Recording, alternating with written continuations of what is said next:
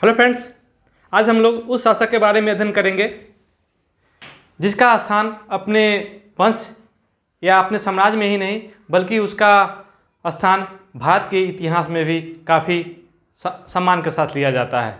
समुद्रगुप्त जहाँ गुप्त वंश का महानतम शासक था वहीं भारत के महान शासकों में इसका स्थान लिया जाता है। ठीक है, तो समुद्रगुप्त किसका पुत्र था? चंद्रगुप्त प्रथम का, जो कि गुप्त वंश का वास्तविक संस्थापक माना जाता है।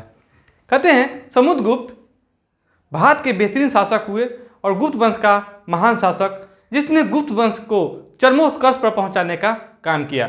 उसने बहुत सारी नीतियों का अनुसरण भी किया, उन नीतियों के बल पर एक बृहद साम्राज्य बनाया। ठीक है, तो कहते हैं उनकी इस उपलब्धियों के कारण विश्व इतिहासकार B.A. स्मिथ यानी कि विसेंट अय्यर स्मिथ साहब ने महोदय ने आपको समुद्रगुप्त को भारत का नेपोलियन कहा है। क्यों कहा है? इनके विजयों को देखते हुए, क्योंकि नेपोलियन बोनापार्ट जो था वो यूरोप का एक शासक था, फ्रांस का एक शासक था जो कि अपने विजयों के लिए जाना जाता था। लेकिन अगर आप दोनों की तुलना करेंगे तो आप यहाँ पाएंगे कि समुद्रगुप्त बोनापार्ट नेपोलियन बोनापार्ट से ज़्यादा प्रसिद्ध है और ज़्यादा महान है। क्यों? क्योंकि समुद्रगुप्त अपने जीवन में कभी युद्ध में पराजित नहीं हुआ। ठीक है, वही नेपोलियन बोनापार्ट को अपने जीवन के अनेक युद्धों में पराजय का सामना करना पड़ा है।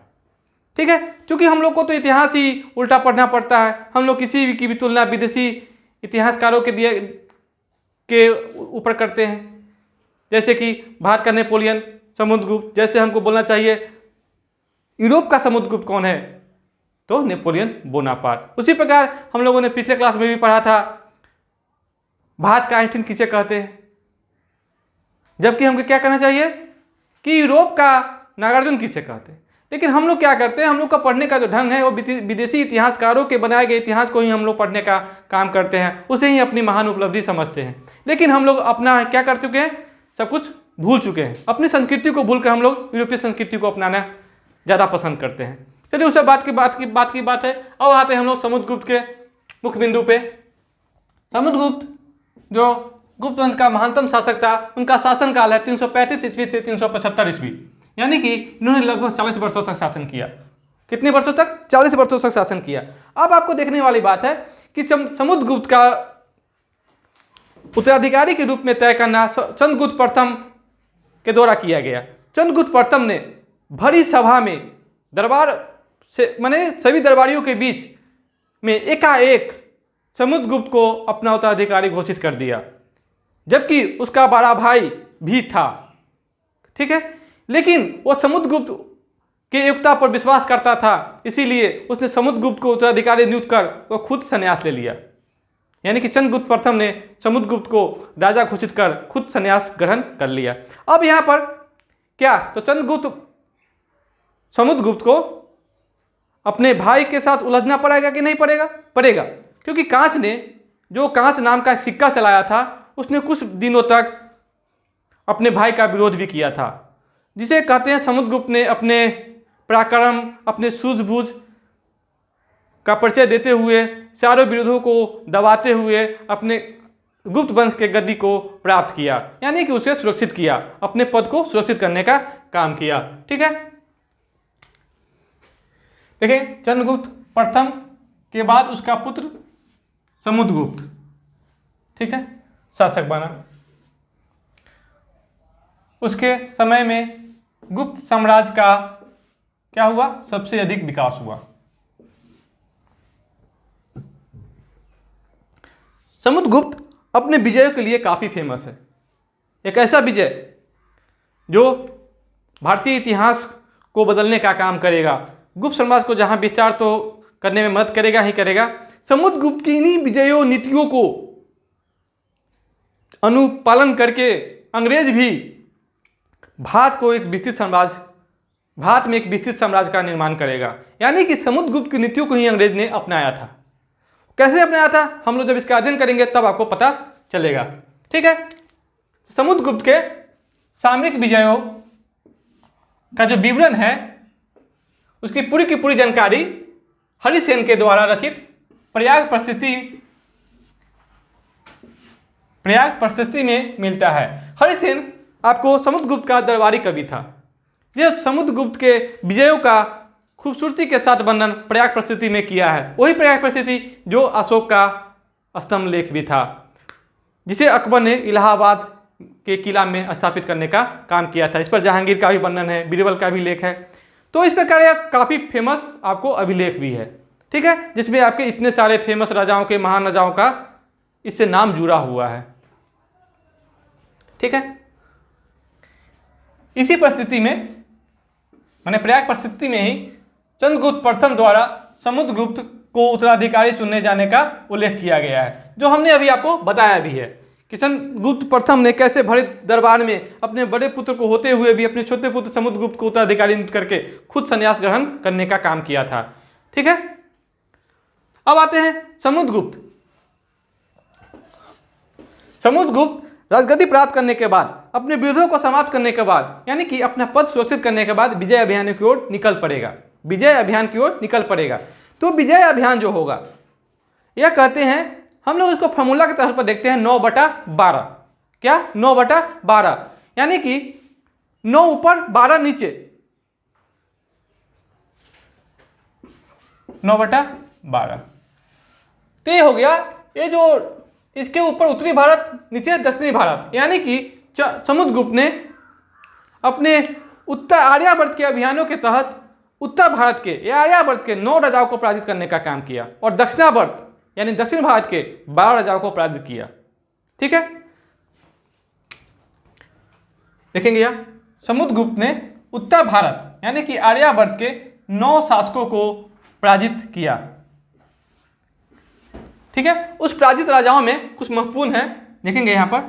पराजित राजाओं में जो प्रमुख है, अच्युत, देख रहे हैं यहाँ पर, अच्युत, नागसेन, गणपति नाग, ये उस समय के फेमस राजा थे जिसे समुद्रगुप्त ने पराजित किया था। और इस सारे 9 जो आपको शासक थे, उन सभी को पराजित करके अपने आर्यावर्त यानी कि पूरे आर्यावर्त पर प्रत्यक्ष शासन करने का काम किया था। उसने उत्तर भारत, आर्यावर्त यानी कि उत्तर भारत को ही आर्यावर्त कहा जाता है, पर प्रत्यक्ष शासन स्थापित करने का काम किया था। देख रहे हैं हम लोग, प्रत्यक्ष मतलब खुद, यानी कि इसमें किसी प्रकार का कोई इनडायरेक्टली माध्यम नहीं था, ठीक है।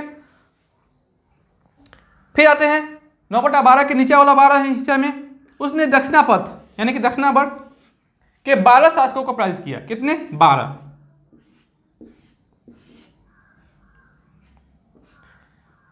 लेकिन यहां पर वो एक नीति का अनुसरण करेगा।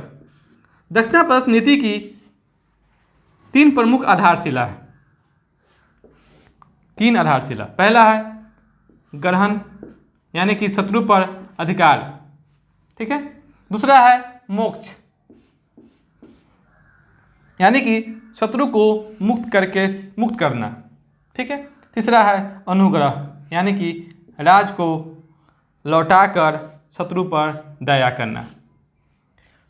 ये जो आर्यावर्त दक्षिणापथ पे नीति थी समुद्रगुप्त की, ये बहुत ही बेहतरीन नीति थी, जिसमें आप देखेंगे कि इन्होंने 3 नीति का अनुसरण किया। कौन कौन? पहला था ग्रहण यानी कि शत्रु पर पूर्ण रूप से अधिकार कर लेना, उसके राज को अपने राज में मिला लेना, ठीक है। दूसरा था मोक्ष यानी कि शत्रु को जिंदा छोड़ देना। तीसरा था अनुग्रह, राज को अपने शत्रु को यानी कि राजा को वापस लौटा के दया का पात्र बना लेना। कहते हैं यही वो नीति थी, कहते हैं यही वो नीति थी जिसे अंग्रेजों ने हूबहू अपनाने का काम किया था और भारत पर शासन करने का काम किया था, एकदम कुशलतापूर्वक, सेम टू सेम नीति है, ठीक है। समुद्रगुप्त की दक्षिणापथ विजय को राय चौधरी, प्रसिद्ध इतिहासकार राय चौधरी ने धर्म विजय की संज्ञा दी है। किसकी? धर्म विजय की संज्ञा दी है। कहते हैं समुद्रगुप्त अपने विजय अभियानों में इतना मशगूल था, इतना पराक्रमी था, जब वो राज पे राज जीतते चला जा रहा था, तो उसका जो भय था वह न कि सिर्फ आसपास के राज्यों में बल्कि सीमांत राज्यों में बल्कि विदेशों में भी उसका भय बन गया। यही कारण है कि कुषाण, शक, मरुंड आदि जो उसके वंशज शासन कर रहे थे उन शासकों ने भी समुद्रगुप्त की अधीनता स्वीकार कर लिया। ठीक है, ये बहुत ही बेहतरीन प्रोसेस है यहाँ पे कि समुद्रगुप्त की अधीनता कौन स्वीकार करेगा? शक, कुषाण, मरुंड, वही कुषाण जिसके गुप्त क्या थे? सामंत थे। ठीक है, तो यहां पर अधीनता जो स्वीकार किया उसके लिए 3 नीति अपनाई गई थी, 3 विधि का पालन किया गया था। पहला था आत्मनिवेदन। क्या था? आत्मनिवेदन, मतलब कि यहां पर शासक खुद सम्राट के सामने जाकर हाजिर होता था। ठीक है। दूसरा था कन्यापायन। कन्यापायन, इसका जो अर्थ होता है, इसमें जो होते हैं अपनी पुत्री का विवाह गुप्त राजाओं के परिवार में करना। ठीक है, यानी कि रिश्तेदारी के द्वारा दोस्ताना संबंध बनाना। ठीक है। दूसरा, तीसरा और अंतिम था गुरुत्मंदक। गुरुत्मंदक, इसमें क्या था कि शासक गुप्त शासकों से यानी कि समुद्रगुप्त से अपने राज्य में शासन करने का गरुड़ चिन्ह वाला प्रतीक चिन्ह प्राप्त करता था। यानी कि हम आपके अंडर में शासन करने के लिए क्या है? करेंगे। ठीक है, तो ये सारी नीतियां क्या था? समुद्रगुप्त के विजयों के कारण था, इसके पराक्रम के कारण था। ठीक है, और देखिए जो विदेशी शासक थे समुद्रगुप्त के समय, लंका नरेश। लंका नरेश जो वर्तमान में श्रीलंका देश है। ठीक है, वहां के शासक थे मेघवर्ण कहिए या मेघवर्मन। ठीक है, मेघवर्ण या मेघवर्मन ने समुद्रगुप्त के पास बहुत सारा उपहार भेजा था।